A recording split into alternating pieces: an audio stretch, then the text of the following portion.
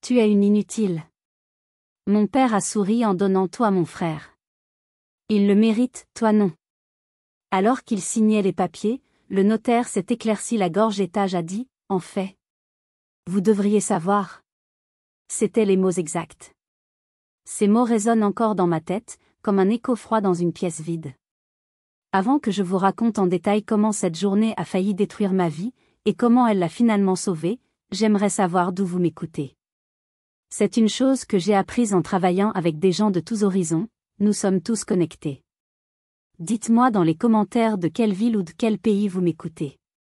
Et quelle heure est-il chez vous en ce moment? J'adore voir à quel point nos histoires peuvent se croiser, peu importe la distance ou le fuseau horaire. Maintenant, laissez-moi vous ramener dans cette salle de conférence. L'odeur de la pièce était un mélange de cire d'abeille ancienne, de cuir des fauteuils et de tension pure. J'avais pris le premier TGV de Marseille ce matin-là, un voyage de 3 heures qui m'avait semblé durer une éternité. J'avais eu tout le temps de laisser l'anxiété monter. La convocation de mon père avait été laconique, réunion de famille. Direction. 10 heures, soit à l'heure. Je n'avais pas mis les pieds dans les bureaux parisiens des Éditions Chevalier depuis près de 5 ans. La salle de réunion, lambrissée de chênes sombres, surplombait la scène. Les murs étaient couverts de portraits de mes ancêtres, des hommes et une femme, ma grand-mère Geneviève, qui me regardaient tous avec une sévérité que je connaissais trop bien. J'avais 34 ans. Assis en face de moi, il y avait mon père, Hervé, 60 ans. Il était le PDG. Son costume était impeccable, mais son regard était aussi affûté et froid qu'une page de bilan comptable. À sa droite, mon jeune frère, Maxence, 30 ans, tout sourire, l'image même du succès en marketing digital, vérifiant ses notifications sur sa montre connectée. Et à la gauche de mon père, ma belle-mère, Béatrice, 55 ans, qui vérifiait nerveusement que son collier de perles était parfaitement droit, s'assurant qu'il n'était pas éclipsé par la chevalière de mon père. Maître Vallet, le notaire de la famille depuis 3 générations, était assis au bout de la table, ses dossiers ouverts, son visage une sculpture de neutralité professionnelle. Nous sommes réunis, commença Hervé, sa voix résonnant dans le silence pesant, pour finaliser la modernisation de la direction des Éditions Chevalier. Il a parlé pendant 10 minutes. Il a utilisé des mots que je détestais, synergie, transformation numérique, monétisation de contenu. Des mots qui semblaient creux dans ce décor du 19e siècle, un lieu bâti sur l'amour des mots imprimés. Puis, il a souri. Un sourire qui n'atteignait jamais ses yeux. Il a fait glisser une série de documents reliés en cuir bleu vers mon frère.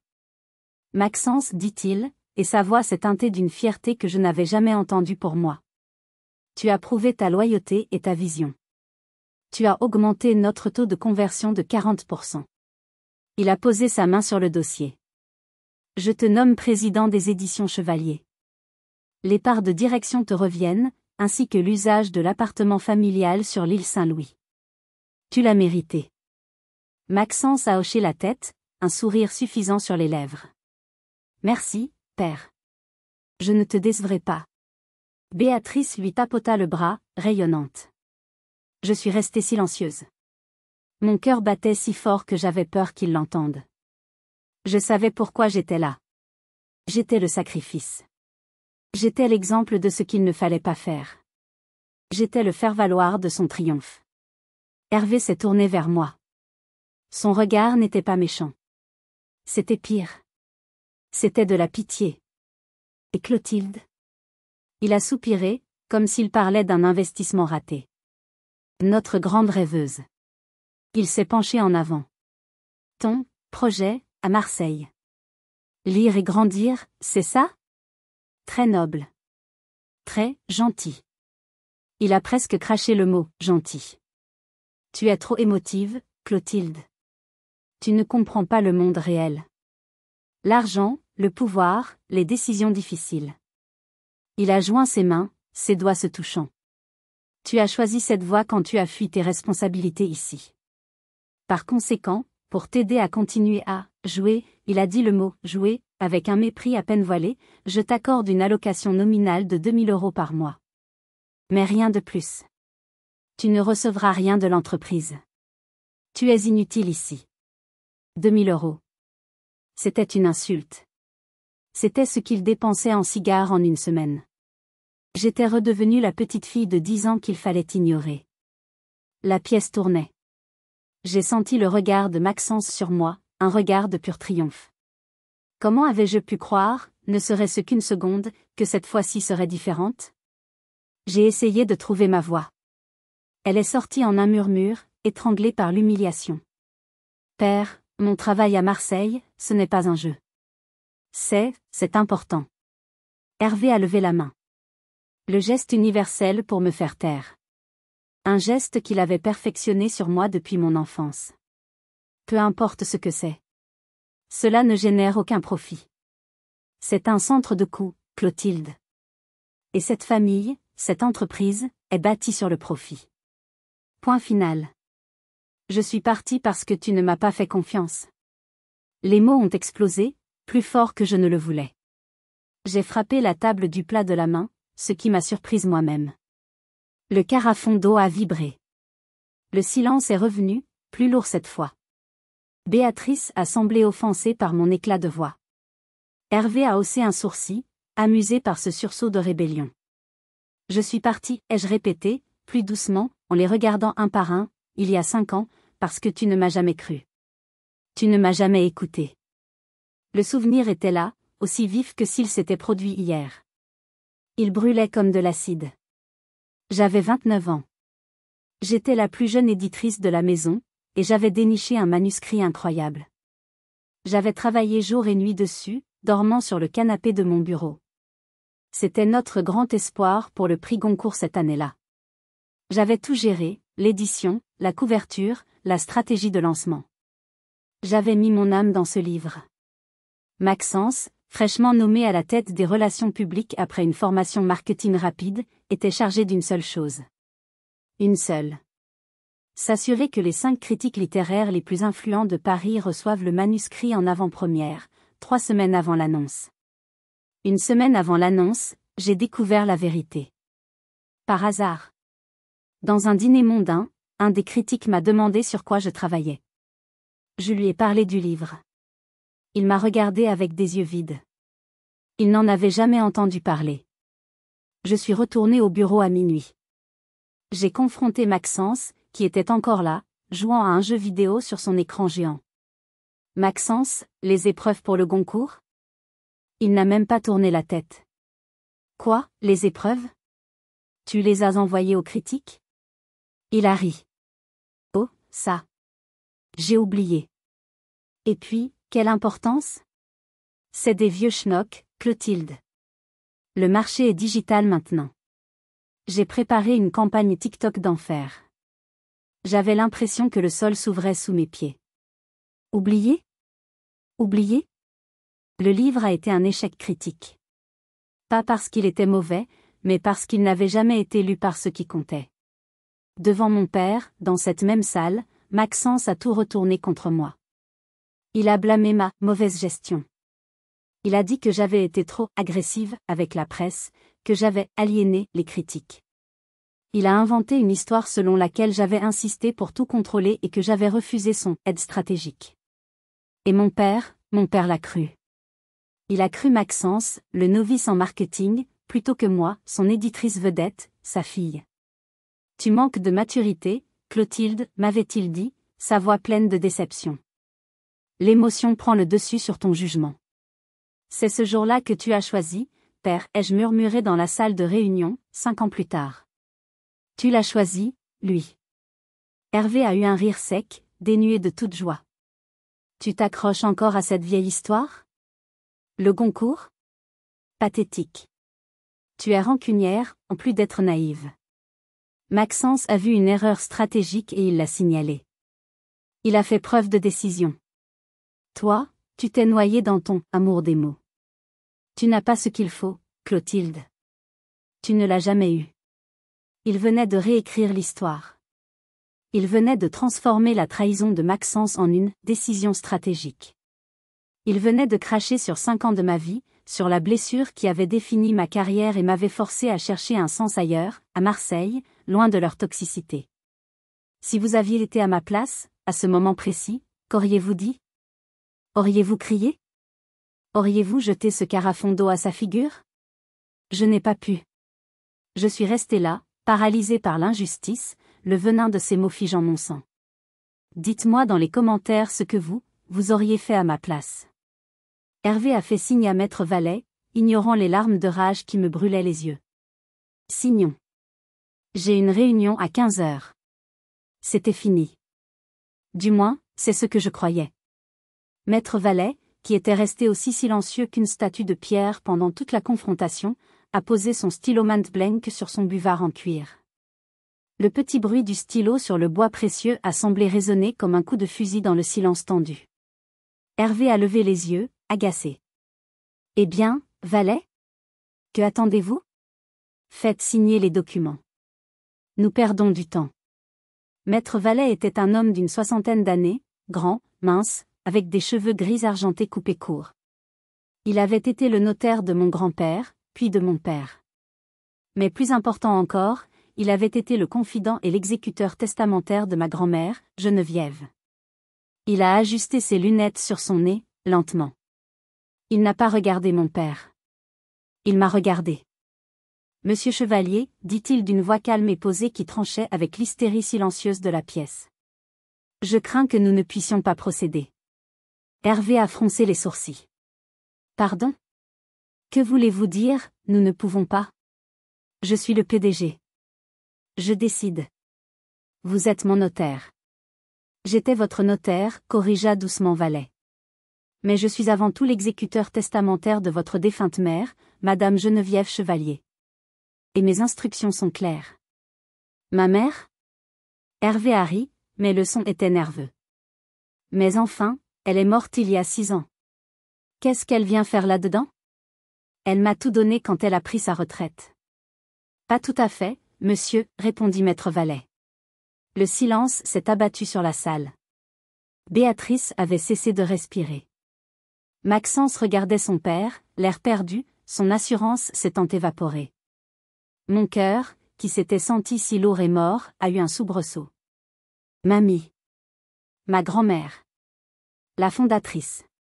Celle qui m'avait appris à lire, celle qui disait toujours que les éditions Chevalier n'étaient pas faites pour l'argent, mais pour les histoires. C'était elle qui m'avait donné mon premier livre, un exemplaire relié en cuir de Le Petit Prince. C'était elle qui sentait l'heure bleue de Guerlain et le papier jauni. Quand elle était morte, une partie de la lumière du monde s'était éteinte pour moi. Mon père avait organisé des funérailles grandioses, plus pour l'image de l'entreprise que par chagrin. Maître Valet, n'allez pas me dire que vous allez nous retenir avec une quelconque technicalité administrative, a dit Maxence, essayant de retrouver sa superbe. Père a été clair. Vos instructions étaient claires, monsieur Chevalier, dit Valet, ignorant Maxence et se concentrant sur mon père. Les miennes, cependant, le sont encore plus. Il a ouvert une serviette en cuir usé, un modèle que je n'avais jamais vu, pas son habituel porte-document brillant. Il en a sorti un dossier séparé, scellé d'un ruban rouge et de cire. Au moment de la création de la holding familiale, il y a 20 ans, votre mère a insisté pour une clause spécifique. Une fiducie, scellée, à n'ouvrir qu'à sa mort et à ne révéler qu'en des circonstances très précises. Quelles circonstances? Demanda Hervé, sa voix devenant dangereusement basse. Maître Valet a levé les yeux de ses papiers et a planté son regard dans celui de mon père. Les circonstances qui viennent de se produire. L'humiliation publique et la tentative de déshéritement de sa petite-fille, Clotilde. Mon souffle s'est coupé dans ma gorge. Qu'est-ce que cela signifiait? Qu'est-ce que ma grand-mère, morte et enterrée, pouvait bien avoir à faire avec l'humiliation que je venais de subir? Qu'est-ce que cela signifie? Pas tout à fait, demanda Hervé, sa voix perdant de son assurance, passant de l'agacement à l'inquiétude. Maître Valet a posé ses mains à plat sur le dossier rouge scellé. Il a pris son temps, savourant visiblement l'instant, ou peut-être se préparant à la tempête. Votre mère, Geneviève, était une femme d'une intelligence remarquable, commença-t-il. Elle croyait en l'entreprise, mais elle croyait encore plus en l'équilibre. Elle avait une foi immense en vos capacités de gestionnaire, Hervé, mais elle avait aussi une conscience aiguë de vos, disons, de vos angles morts. Hervé est devenu rigide. Allez au fait, Valet. Bien. Le notaire s'est éclairci la gorge. Quand elle vous a cédé la direction opérationnelle des éditions Chevalier, elle ne vous a pas cédé 100% de la structure familiale. Hervé a souri, pensant avoir gagné. Bien sûr que non, j'ai 90% des parts de la holding, vous en avez 10% en tant qu'exécuteur testamentaire, c'est la loi. Ce n'est pas de cela que je parle, le coupa Vallet, sa voix devenant plus tranchante. Il a regardé Maxence, puis moi. Voyez-vous, les éditions Chevalier, l'entreprise que vous dirigez, n'est que le locataire. C'est l'entité commerciale. L'exploitation. Il a tapoté le dossier. Mais votre mère était plus intelligente. Elle a séparé les actifs. Elle n'a pas gardé 51% des éditions. Elle a gardé 51% de la SCI Chevalier Fondation. SCI. Société civile immobilière. Mon esprit, bien qu'embrouillé par l'émotion, a immédiatement compris. En France, c'est le véhicule juridique standard pour détenir de l'immobilier. Hervé est devenu blême. Il a compris avant moi. Il savait ce que cela signifiait.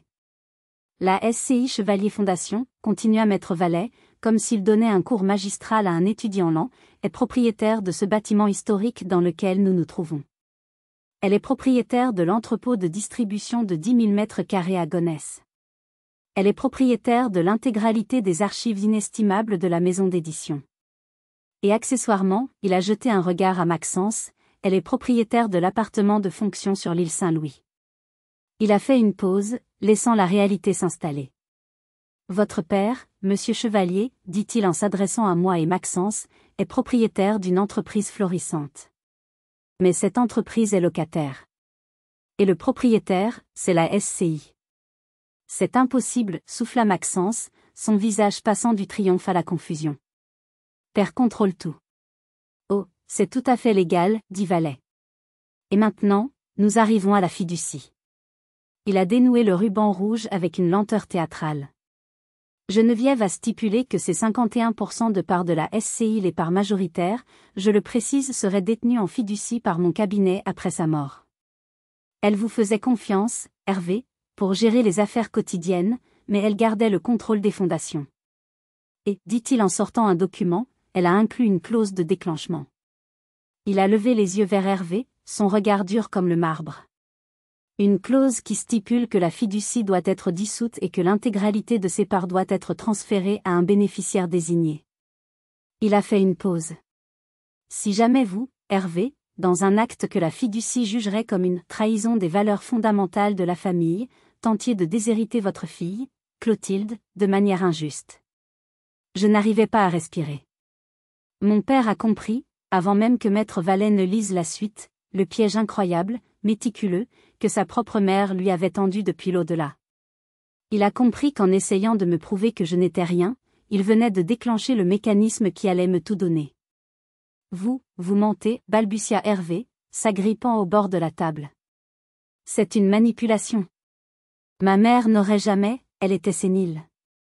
J'ai tous les documents notariés ici, signés par elle, répondit Maître Vallet, imperturbable.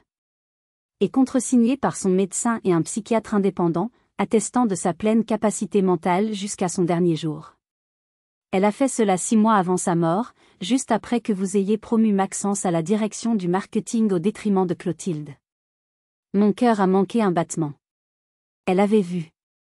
Elle avait su, même à l'époque. Maître Vallet a sorti une seule page du dossier rouge. Il s'est éclairci la gorge et a lu, sa voix résonnant dans la salle soudainement glaciale. Moi, Geneviève Chevalier, sous-signé, déclare ceci, mon fils, Hervé, est un homme d'affaires brillant, mais il confond souvent le prix et la valeur. J'ai bâti cette maison d'édition sur des histoires, pas seulement sur des chiffres. J'ai vu comment il traite sa fille, Clotilde, qui porte en elle l'âme de cette maison. J'ai peur qu'il ne détruise ce qui compte le plus, par orgueil. Mon père a fermé les yeux, comme s'il était frappé physiquement.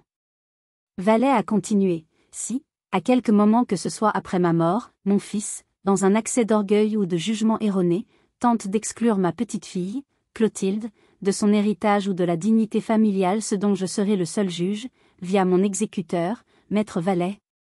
Il a fait une pause, regardant mon père droit dans les yeux. Je considère cet acte comme une preuve qu'il n'est plus apte à gérer seul le patrimoine familial. Par conséquent, je lègue l'intégralité de mes 51% de parts de contrôle de la SCI Chevalier Fondation à Clotilde Chevalier, ma petite-fille bien-aimée, avec effet immédiat à la lecture de cet acte. La salle était si silencieuse qu'on aurait pu entendre une plume tomber. Béatrice a laissé échapper un petit son étranglé, une sorte de sifflement. Maxence avait le visage livide, ses rêves de présidence s'évaporant sous ses yeux. Il venait de se faire offrir une entreprise qui n'avait plus de bureaux, plus d'entrepôts, et plus d'appartements de fonction. Maître Vallet a rangé le papier. Il a pris un autre document, vierge, et l'a fait glisser vers moi sur la table. En d'autres termes, dit-il, se tournant vers moi avec un respect nouveau, un respect que personne dans cette pièce ne m'avait jamais accordé.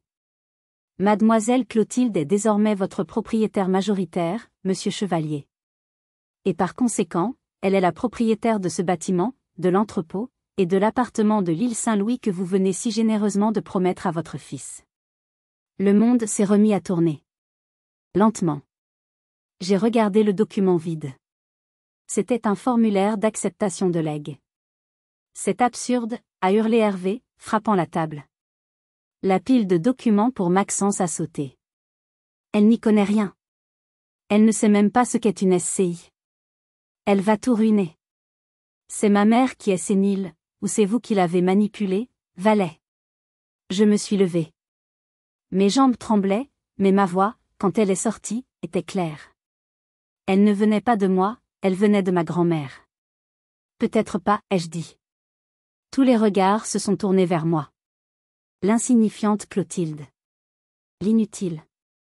Peut-être que je ne connais pas ta manière de faire des affaires, père. Mais je sais protéger un héritage. Je sais ce que mamie Geneviève voulait. Elle voulait que les murs qui ont abrité des histoires pendant 100 ans continuent de le faire. J'ai pris le stylo que Vallet me tendait. Et je reconnais un bail de location injuste quand j'en vois un. Je me suis tournée vers Maître Vallet, qui me regardait avec un imperceptible sourire. Maître. Continuons, s'il vous plaît. J'ai de nouveaux baux à rédiger. Et les loyers à Paris ont considérablement augmenté, n'est-ce pas?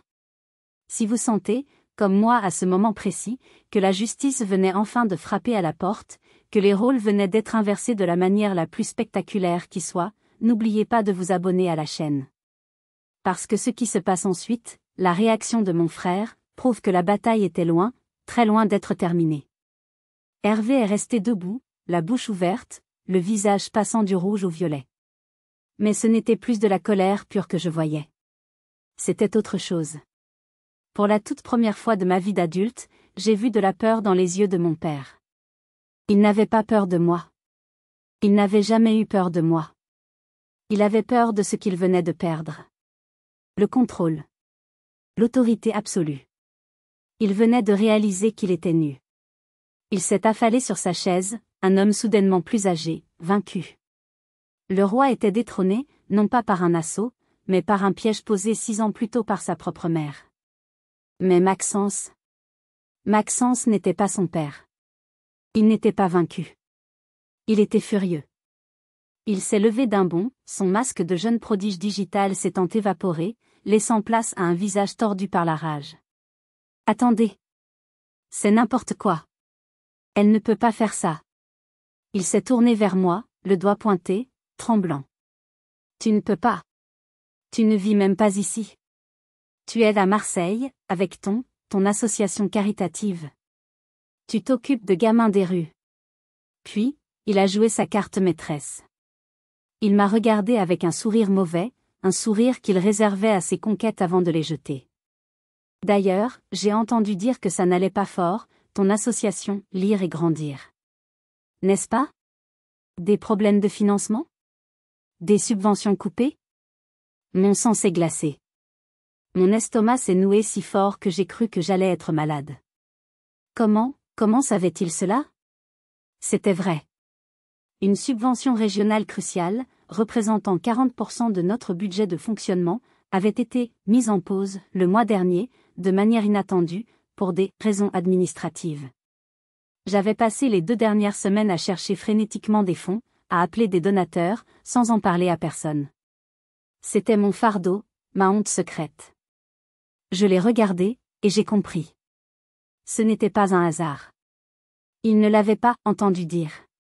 Il m'avait fait enquêter. Il avait trouvé ma faiblesse. Peut-être même, avait-il quelque chose à voir avec cette coupe de subvention?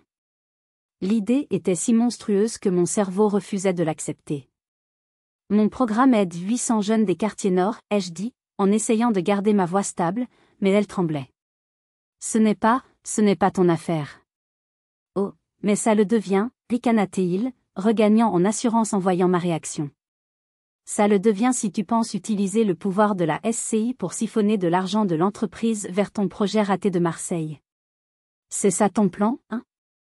Tu vas nous voler pour sauver ta petite réputation de sainte? Maxence le coupa maître Vallet, sa voix dure comme l'acier. Vous êtes en train de diffamer. C'est un délit grave. Je vous conseille de vous taire. Mais le mal était fait. Maxence avait planté la graine du doute. Il essayait de me faire passer pour une idiote incompétente, pire, pour une personne corrompue, prête à voler sa propre famille pour sauver son projet raté. Tu ne sais rien faire, a-t-il crié. Tu ne sais rien au digital. Tu ne sais rien au profit. Tu vas nous couler en 6 mois. Tu n'es qu'une rêveuse inutile, père l'a dit. Il essayait de me déstabiliser, de prouver au notaire, à mon père, et peut-être même à moi-même, que j'étais l'imposture que tout le monde pensait que j'étais. Et la peur, la vraie peur qui m'a saisi la gorge à ce moment-là, c'est que ça commençait à marcher. J'ai douté. Et s'il avait raison? J'ai respiré profondément. J'ai regardé mon petit frère, cet étranger plein de venin.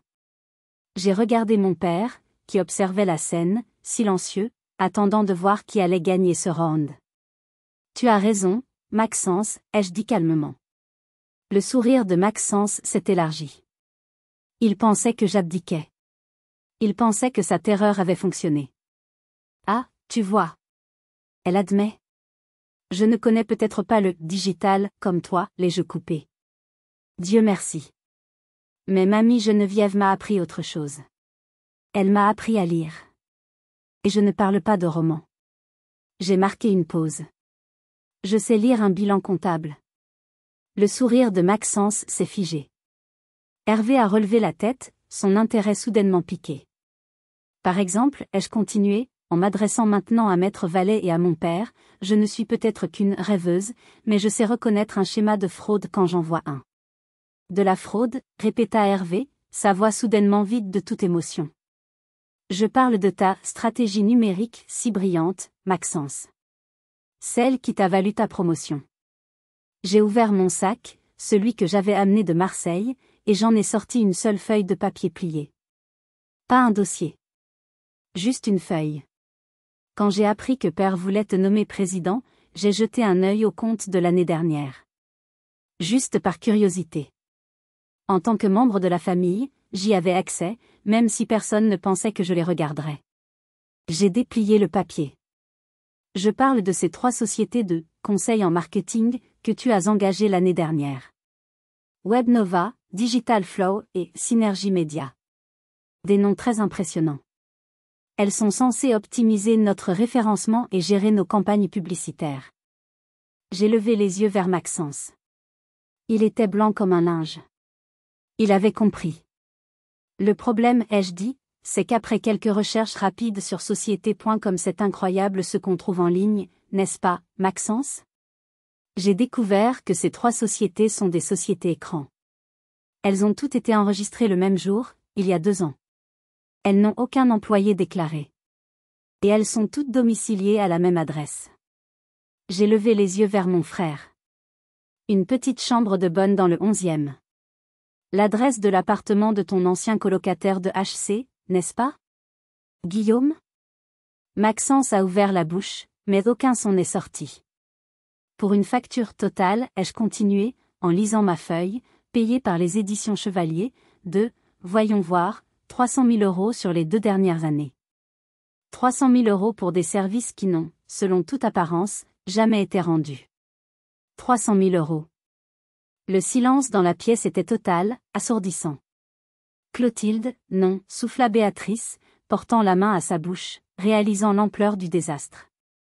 C'est la famille. On ne fait pas ça.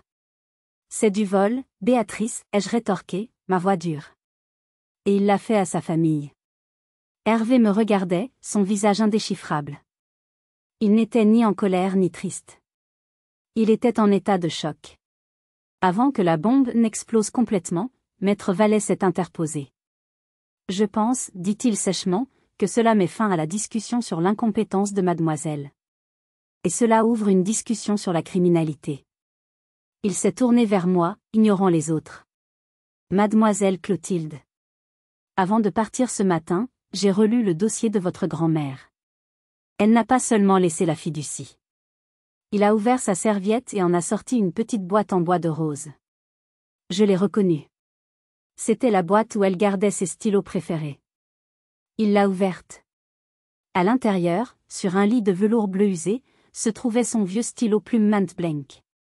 Elle a dit que vous sauriez quoi en faire. En dessous du stylo, il y avait une lettre pliée, à mon nom. Je l'ai ouverte. L'écriture de ma grand-mère, élégante et ferme. Ma chère Clotilde, si tu lis ceci, c'est que ton père a fait exactement ce que je craignais. N'aie pas de haine. Il est le produit d'un monde qui confond le bruit et le pouvoir. Toi, tu n'as jamais été faible. Tu as toujours été ma force tranquille. Tu es le sang de l'encre, pas le sang des chiffres. Utilise ce stylo pour écrire le prochain chapitre. Le nôtre. Ta mamie qui t'aime. J'ai fermé la lettre, les larmes aux yeux. J'ai pris le stylo. Il était lourd, équilibré. J'ai regardé Maître Vallet. Où dois-je signer? J'ai signé les documents d'acceptation de legs qui faisaient de moi la propriétaire majoritaire de la SCI avec le stylo de ma grand-mère. J'avais gagné. Mais alors que je me dirigeais vers la porte, j'ai senti une main agripper mon bras. Je me suis retourné brusquement. C'était Maxence. Il était seul avec moi dans le couloir. Les autres étaient restés dans la salle de réunion, figés dans le sillage de l'explosion que je venais de provoquer. Son visage avait changé. La panique livide d'il y a une minute, quand je parlais des 300 000 euros, avait disparu. Elle était remplacée par quelque chose de bien pire. Une calculation froide, presque morte. Ses yeux, habituellement si vifs et charmeurs, étaient vides de toute émotion sauf la rage pure, non diluée. Lâche-moi, Maxence, ai-je dit fermement, en essayant de retirer mon bras. Il n'a pas obéi. Il a resserré sa prise sur mon avant-bras, ses doigts s'enfonçant dans ma peau. Tu crois que tu as gagné, a-t-il sifflé, sa voix basse, méconnaissable, pour que seuls nous deux puissions entendre. J'ai les documents légaux, ai-je dit, en essayant de ne pas montrer la douleur ou la peur. Il a ri. Un son sec, désagréable, qui n'avait rien à voir avec le rire enjôleur qu'il réservait aux réunions et aux dîners mondains. Des papiers. Tu as gagné des papiers. Tu es propriétaire des murs. Félicitations. Tu vas pouvoir percevoir les loyers. Il s'est penché plus près. Je pouvais sentir son eau de Cologne hors de prix, un mélange d'agrumes et d'arrogance. Mais moi, Clotilde, je possède les gens. Quoi? Les éditeurs, a-t-il murmuré, ses yeux ne clignant pas, l'équipe marketing. La comptabilité. Les gens qui font tourner cette boîte. Les gens que j'ai promus. Les gens à qui j'ai donné des augmentations. Il a marqué une pause. Tu crois qu'ils vont obéir à qui? À la sainte Nitouche revenue de sa province? À la rêveuse qui veut les virer pour sauver ses petits projets caritatifs? Ou à moi, qui ai signé leur chèque de bonus pendant 5 ans? Il avait raison. Je le voyais dans ses yeux. J'avais gagné la structure. Il contrôlait l'âme. Tu as fait une grave erreur en révélant l'histoire des 300 000 euros, a-t-il murmuré, sa voix devenant encore plus basse, presque intime. Tu m'as déclaré la guerre devant tout le monde. Pas seulement devant père, mais devant Vallet. Devant les banquiers. Très bien. Il m'a lâché si brusquement que j'ai failli trébucher contre le mur lambrissé. Je te donne 2 mois, a-t-il dit, en rajustant ses boutons de manchette, son masque de jeune homme d'affaires parfait revenant en place. 2 mois avant que tu ne reviennes en rampant, me suppliant de sauver l'entreprise de ta propre incompétence. Parce que je vais te détruire. Je vais te regarder brûler tout ce que mamie t'a donné, et je rirai. Il m'a regardé de haut en bas, avec un dégoût qui m'a glacé le sang. C'est Paris, Serette.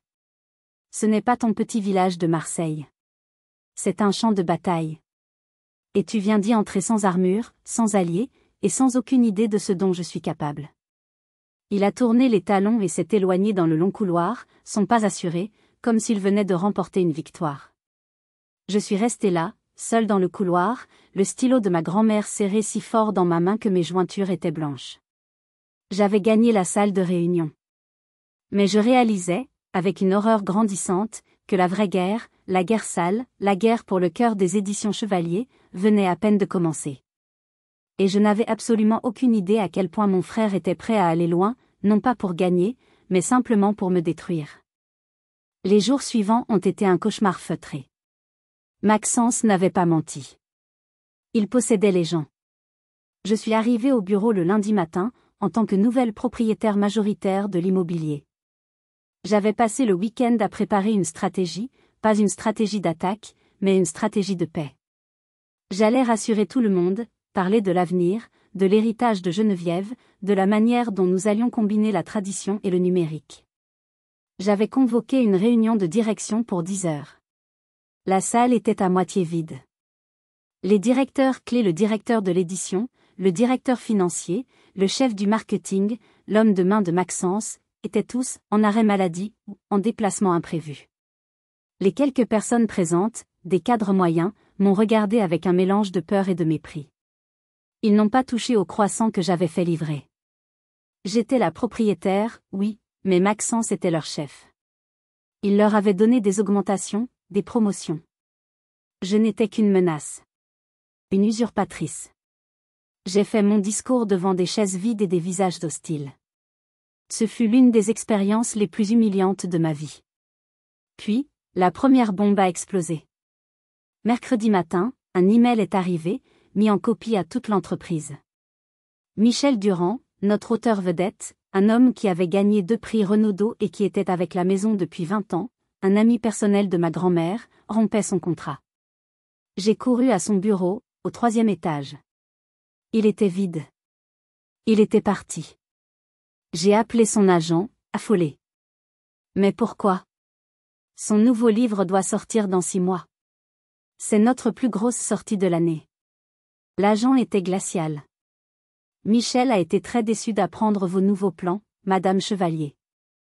Il semble que les éditions Chevalier ne s'intéressent plus à la vieille littérature et veulent se concentrer uniquement sur les livres audio et les romans web pour adolescents. Point. Mon sang s'est glacé. C'étaient des mots absurdes. Mais ils sonnaient vaguement familiers. C'étaient les mots que Maxence m'avait accusé de vouloir implémenter. Il avait appelé Durand. Il avait déformé mes intentions, m'avait fait passer pour une technocrate inculte prête à purger la vieille garde. Il avait utilisé ma propre association caritative à Marseille comme preuve que je ne m'intéressais qu'à la jeunesse et que je méprisais la tradition. J'ai essayé de joindre Michel Durand directement. Son numéro ne répondait pas. Il m'avait bloqué. La deuxième bombe a explosé le vendredi. Un article sur Actualité, le blog littéraire le plus lu de France. Le titre, Conflit d'intérêts aux éditions Chevalier? L'article, non signé, était brillant de perfidie. Il ne m'accusait de rien directement. Il posait des questions. C'était la technique préférée de Maxence. Il s'interrogeait sur la nomination soudaine de Clotilde Chevalier, une figure relativement inconnue dans le monde de l'édition parisienne, connue surtout pour son association en difficulté financière à Marseille. Il se demandait si la nouvelle propriétaire n'allait pas être tentée d'utiliser les fonds considérables et l'immobilier prestigieux de la maison d'édition pour renflouer ses projets personnels. Il citait même des sources internes anonymes, très inquiètes pour l'avenir de la maison. C'était la rumeur que Maxence avait lancée dans la salle de réunion, maintenant imprimée aux yeux de tout Paris. Il avait retourné la situation. Mon pouvoir sur la SCI, ma force, était devenu ma plus grande faiblesse. J'avais l'air corrompu avant même d'avoir commencé. Les actionnaires minoritaires ont commencé à appeler, paniquer. La banque, qui gérait notre ligne de crédit, a demandé une réunion d'urgence pour clarifier la nouvelle structure de direction et les rumeurs de conflit d'intérêts. J'étais piégé. Si je me défendais publiquement, je donnais du crédit à la rumeur et j'avais l'air coupable. Si je ne disais rien, je laissais le poison se répandre. Maxence m'avait parfaitement coincé. Il n'avait même pas besoin d'être dans le bâtiment pour me détruire. Il le faisait depuis son téléphone, probablement en sirotant un café hors de prix, en riant. Cette nuit-là, je ne suis pas rentré. Je n'avais nulle part où aller. L'appartement de l'île Saint-Louis était légalement à moi, mais y aller aurait été comme admettre ma défaite, comme occuper un trône volé. Je suis resté dans le grand bureau de direction, celui qui avait été celui de mon père, et avant lui, de ma grand-mère. L'odeur de cire et de vieux papier était étouffante. Je me suis assise dans le noir, dans le grand fauteuil en cuir, regardant les lumières des bateaux-mouches glisser sur la Seine. C'était une vue à 1 million d'euros, et je ne m'étais jamais sentie aussi pauvre. Et j'ai pleuré. Je n'ai pas pleuré de tristesse. Je n'ai pas pleuré de rage. J'ai pleuré de fatigue. Une fatigue si profonde qu'elle semblait s'être infiltrée dans mes os. J'étais épuisée. Épuisée de me battre, épuisée d'avoir raison et de perdre quand même. Maxence avait gagné. Il avait prouvé que le mensonge était plus rapide que la vérité. Il avait prouvé que sa vision du monde, cynique et brutale, était la bonne. Peut-être que mon père avait raison. Cette pensée, cette petite graine empoisonnée qu'il avait plantée en moi depuis l'enfance, a finalement germé. Peut-être que je suis trop faible pour ce monde. Peut-être que je ne suis qu'une rêveuse inutile. Peut-être que je devrais juste signer les papiers, donner la SCI à Maxence, et retourner à Marseille, dans mon petit monde que je comprenais. J'étais au fond. Je n'avais plus de force. J'étais prête à appeler Maître Vallet le lendemain, à tout abandonner, à retourner à Marseille la queue entre les jambes. C'est alors que j'ai entendu un léger coup à la porte. Je n'ai pas répondu. Je n'avais pas la force de parler à qui que ce soit. La porte s'est ouverte doucement. La lumière du couloir a dessiné un long rectangle sur le tapis. Une silhouette s'est découpée dans l'encadrement. C'était Fatima. La soixantaine, un chignon gris serré, des lunettes sur le bout du nez. Elle était la responsable des archives. Elle travaillait aux éditions Chevalier depuis plus de 30 ans. Je la connaissais à peine, juste un « bonjour » poli dans les couloirs. Elle était là avant Maxence, avant même que mon père ne soit PDG. Elle n'a rien dit. Elle est entrée, tenant un petit plateau. Elle l'a posé sur le bureau. Une petite théière fumante et une tasse. L'odeur de la verveine a rempli la pièce. Vous ne pouvez pas diriger une maison d'édition si vous êtes épuisé, dit-elle simplement. Sa voix était calme, légèrement rocailleuse, avec un léger accent du sud que je n'avais jamais remarqué. Merci, Fatima. Vous n'auriez pas dû, ai-je murmuré, essuyant mes yeux avec le dos de ma main, honteuse. Elle s'est assise en face de moi, dans le fauteuil visiteur, ce qu'aucun employé n'aurait osé faire. J'ai vu beaucoup de gens pleurer dans ce bureau, dit-elle en me servant une tasse de thé. Des auteurs en colère. Des directeurs licenciés. Votre père, une fois, il y a longtemps, quand les impôts l'ont contrôlé. Elle m'a regardé par-dessus ses lunettes. Mais vous êtes la première personne que je vois pleurer pour cette compagnie. Les autres pleuraient pour eux-mêmes. Je les regardais, surprise. J'ai travaillé pour votre grand-mère, a-t-elle continué en poussant la tasse vers moi. Geneviève. C'était une grande dame. Elle avait, du flair. Elle disait toujours, ne fais pas confiance à l'encre, fais confiance au papier. Elle gardait tout. Fatima a glissé un dossier sur le bureau, à côté du thé. Il était fin, brun, banal. Quand ce jeune monsieur Maxence a pris la direction du marketing, il a voulu tout numériser. Il a dit que les archives papier étaient inutiles, passif. Il a fait supprimer beaucoup de choses des serveurs principaux. Il se croit très malin. Elle a souri, un sourire fin qui n'atteignait pas ses yeux. Mais il ne sait pas que votre grand-mère a insisté pour une chose. Une chose que j'ai maintenue. Un serveur miroir. Une sauvegarde de tout, hébergée hors site, à laquelle seul moi ai accès. Pour les archives. J'ai ouvert le dossier. Ce n'était pas des impressions. C'était un journal de serveur. Des journaux de connexion. Des emails que Maxence pensait avoir supprimés définitivement. L'email qu'il avait envoyé au journaliste d'actualité, avec le brouillon de l'article et la promesse d'un contrat de consultation. Les traces de ses recherches sur les finances de mon association. Votre grand-mère disait toujours, dit Fatima en se levant, la gentillesse est silencieuse, ma petite. Mais les archives, elles, ne mentent jamais. Elle s'est dirigée vers la porte. Buvez votre thé. Et demain, montrez-leur qui dirige cette maison. Elle est partie. J'ai regardé les preuves. J'avais le marteau. Maintenant, il fallait oser frapper. Le lendemain matin, à 9 heures précises, j'ai convoqué une réunion du conseil d'administration d'urgence.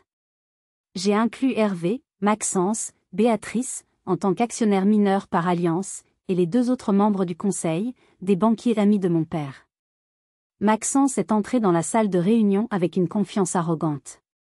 Il était visiblement fatigué, sans doute avait-il célébré sa victoire trop tôt, mais il était triomphant. Il pensait que j'allais démissionner. Il m'a même fait un petit sourire en coin, le sourire d'un prédateur qui sent le sang, et a pris sa place habituelle à la droite de mon père. Bien, a commencé un des banquiers, Monsieur Tissot, un homme au visage gris. Clotilde.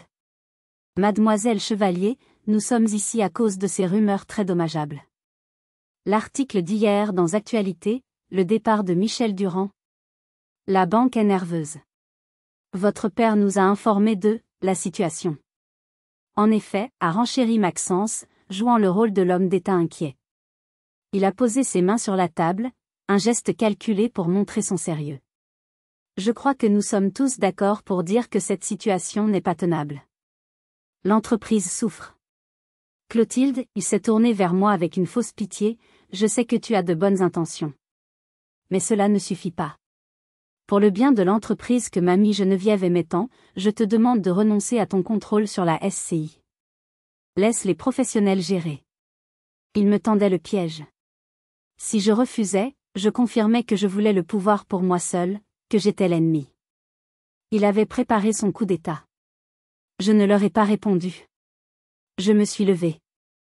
J'ai marché lentement jusqu'au grand écran de présentation au bout de la salle. Je n'ai pas apporté mon ordinateur portable. J'ai simplement pris une petite clé USB dans ma poche et je l'ai insérée dans le système central. Vous avez raison, Maxence, ai-je dit, ma voix claire et portant dans toute la salle. La situation n'est pas tenable. J'ai allumé le projecteur. Le premier document est apparu à l'écran.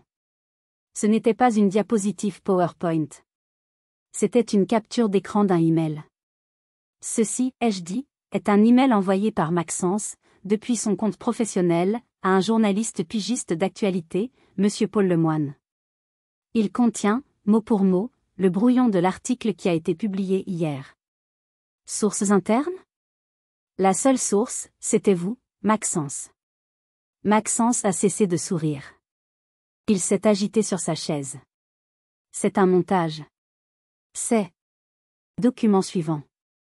J'ai cliqué. Ceci est une facture. Du même journaliste. Pour service de consultation. Une facture de 5 000 €.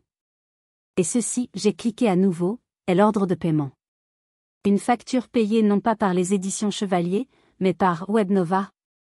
J'ai laissé le nom flotter dans l'air. L'une des 3 sociétés écrans que j'ai mentionnées la semaine dernière. La fraude de 300 000 € n'était que le début. Ce n'est pas ce que vous croyez, balbutia Maxence. C'est de la gestion de réputation. J'ai gardé le meilleur pour la fin, ai-je dit froidement. J'ai lancé une vidéo. L'image était granuleuse, en noir et blanc. L'horodatage indiquait mardi soir, 22h32. C'était l'enregistrement de la caméra de sécurité du couloir des archives, celle que Maxence avait oublié d'éteindre. La vidéo montrait Maxence, entrant dans le bureau privé de Michel Durand, un espace sacré que seul Durand et son éditeur pouvaient utiliser. On le voyait fouiller dans les tiroirs, prendre un carnet d'adresses personnelles, le photographier avec son téléphone. Voici comment Maxence a obtenu le numéro de téléphone privé de Monsieur Durand, ai-je expliqué calmement à la salle stupéfaite. Pour l'appeler chez lui, tard le soir, le menacer, lui mentir sur mes intentions, et le forcer à rompre son contrat pour déstabiliser l'entreprise. C'était fini. Le silence était absolu. Les deux banquiers regardaient Maxence avec horreur. Béatrice avait les deux mains sur sa bouche, ses yeux passant de Maxence à l'écran. Hervé, mon père, regardait l'écran. Il ne regardait pas la fraude. Il regardait la trahison. Il regardait l'effraction. Il a tourné la tête vers son fils. Sa voix était méconnaissable, brisée. Maxence. Dis-moi que c'est faux. Dis-moi que ce n'est pas toi. Maxence n'a pas répondu. Il ne pouvait pas regarder mon père. Il me fixait, ses yeux brûlants de haine. Il était piégé, et il le savait. J'ai éteint le projecteur. La salle est revenue à la lumière du jour. Je ne suis pas venu ici pour la vengeance, ai-je dit, reprenant le stylo de ma grand-mère, que j'avais posé sur la table. Je suis venu pour nettoyer cette maison. Maxence est suspendu de toutes ses fonctions, avec effet immédiat. Un audit complet et indépendant de ces 5 dernières années commencera demain. Le silence était assourdissant. J'avais gagné la guerre. Mais en regardant le visage dévasté de mon père, je me demandais ce que j'avais perdu en chemin. Maxence n'est jamais revenu. Il n'a pas assisté à l'audit. Il n'a pas vidé son bureau. Il a disparu. Le lundi suivant, son bureau était vide, mais pas de ses affaires. Il avait pris le disque dur de son ordinateur, effaçant toute trace de ses contacts et de ses projets en cours. Un dernier acte de sabotage. Une semaine après la réunion, j'ai reçu une seule lettre, postée depuis la Suisse, sans adresse d'expéditeur. L'écriture de Maxence, nerveuse, presque illisible. Je voulais juste qu'il me voie. Qu'il me choisisse, moi, juste une fois. Tu as toujours été sa favorite, même quand il te détestait. C'est toi qu'il regardait. Toi et tes livres stupides. Tu as tout pris. J'espère que tu t'étoufferas avec. Je n'ai jamais compris cette lettre. Je l'ai rangée dans un tiroir. Comment pouvais-je être la favorite? J'avais été l'inutile. Le nettoyage a été long et pénible. L'audit a révélé que Maxence avait détourné près d'un demi-million d'euros au total, sur 5 ans. Mais le pire n'était pas l'argent. C'était la culture toxique qu'il avait créée. La peur, la loyauté forcée, les carrières brisées. Mon père, Hervé, s'était muré dans le silence. Il venait au bureau, s'enfermait, et repartait. Il ne me parlait pas. Il ne m'avait pas félicité. Il ne m'avait pas blâmé. Il était juste absent. Un fantôme dans sa propre entreprise. Puis, 3 semaines après la réunion, il est apparu à la porte de mon bureau. Le bureau de ma grand-mère, que j'occupais maintenant. Il n'est pas entré. Il a frappé. C'était la première fois de ma vie qu'il frappait à ma porte. Je peux? J'ai hoché la tête. Il est entré. Il avait l'air vieux. Il avait perdu 10 ans en 3 semaines. Ses épaules étaient voûtées. Il a regardé par la fenêtre, vers la Seine, exactement comme je l'avais fait la nuit de ma défaite. Elle avait raison, a-t-il murmuré. Qui, ai-je demandé, bien que je connaisse la réponse. Ma mère. Geneviève. Il s'est tourné vers moi. Ses yeux étaient clairs, mais remplis d'une tristesse infinie. Elle avait raison pour toi. Il a sorti quelque chose de sa poche. Ce n'était pas un chèque. C'était une vieille photo, au coin corné. Moi, à 7 ans, assise sur les genoux de mamie Geneviève, dans la vieille bibliothèque, lors d'un salon du livre. Nous rions aux éclats, un livre ouvert entre nous. Elle disait toujours que tu avais son sang, dit-il. Le sang de l'encre, pas le sang des chiffres. J'ai détesté ça. J'ai détesté qu'elle voie en toi ce qu'elle ne voyait pas en moi. J'ai enfin compris. Il n'avait jamais été en compétition avec moi. Il avait été en compétition avec sa propre mère. Et j'étais juste un pion. Il a posé la photo sur mon bureau.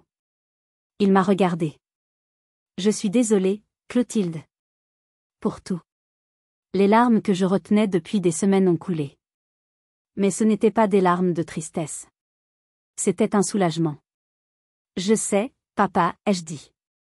Nous avons beaucoup de travail. Il a hoché la tête, m'a regardé une dernière fois, et il est parti. Mon premier appel a été pour Michel Durand.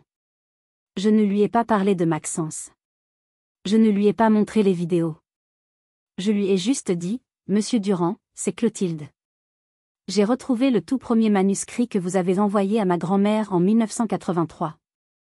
Celui qu'elle a adoré mais qu'elle n'a pas pu publier parce que vous étiez inconnu. Je veux le publier maintenant. Il y a eu un long silence. Il est revenu le jour même. Mon deuxième appel, avec l'aide de Fatima, qui est maintenant ma directrice des opérations, a été pour retrouver les 3 excellents éditeurs que Maxence avait licenciés pour manque de vision numérique. Je les ai réembauchés. Tous. Les mois ont passé. Les éditions Chevalier n'avaient pas l'air plus modernes. Elles avaient l'air plus chaleureuses. Nous avons commencé à gagner moins d'argent sur le digital, mais nous avons recommencé à gagner des prix littéraires. La semaine dernière, Maître Vallet m'a appelé. Un don anonyme venait d'être fait à mon association, Lire et Grandir à Marseille. Un don de 250 000 €. L'avocat du donateur a dit qu'il n'y avait qu'une seule note, m'a dit Vallet au téléphone. Laquelle? Elle dit juste, pour écrire le prochain chapitre. Je n'avais pas besoin de demander qui c'était. Je n'ai pas eu ma vengeance sur Maxence. Je n'ai pas eu la relation père-fille que je voulais enfant. J'ai eu quelque chose de mieux. J'ai eu la paix. J'ai eu le respect. Et j'ai eu la chance de continuer l'œuvre de ma grand-mère. L'héritage véritable, ce n'est pas ce qui est écrit sur un testament. C'est ce que l'on construit dans le cœur des gens. Si mon histoire vous a touché, si elle vous a donné de l'espoir ou vous a mis en colère, laissez un commentaire ci-dessous. Avez-vous déjà été sous-estimé? Avez-vous déjà dû vous battre contre ceux qui étaient censés vous protéger? Racontez-moi votre histoire. Je lis absolument chaque commentaire. Votre histoire compte. Et n'oubliez pas de vous abonner à la chaîne si vous croyez, comme moi, qu'il n'est jamais trop tard pour changer son destin et que la force la plus puissante n'est pas celle qui crie le plus fort, mais celle qui est ancrée dans la vérité.